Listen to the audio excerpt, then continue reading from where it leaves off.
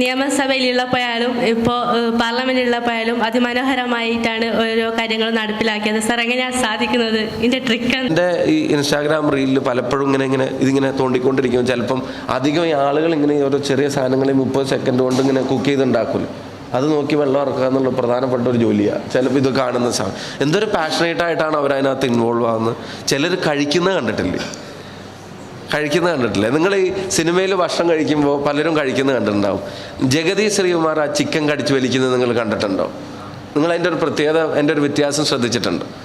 നമുക്ക് തന്നെ ഒരു കഷ്ണം കിട്ടിയാൽ കടിക്കാൻ തോന്നാവുന്ന തരത്തിൽ ഞാൻ പറഞ്ഞ അത് അഭിനയത്തോടുള്ള പാഷൻ. പക്ഷെ ഓരോന്നിലും ചെയ്യുന്ന കാര്യങ്ങളെ പാഷനേറ്റായിട്ട് ചെയ്താൽ എനിക്ക് തോന്നുന്നു നിങ്ങൾക്ക് റിസൾട്ടും സാറ്റിസ്ഫാക്ഷനും ഒക്കെ കിട്ടുന്നില്ല. അതിൻ്റെ ഇടയിൽ കുറേ പരാജയമൊക്കെ ഉണ്ടാവും, അതിലും മടുത്തു പോകരുത്. ഇടയിൽ കുറേ സെറ്റ് ബാക്സ് ഉണ്ടാവും. ചിലപ്പം ചെയ്യുന്ന കാര്യത്തിന് നെഗറ്റീവ് മീനിങ് ആളുകൾ എടുക്കും. ചിലപ്പം റിസൾട്ട് നമ്മൾ വിചാരിച്ചതുപോലെ ആവില്ല.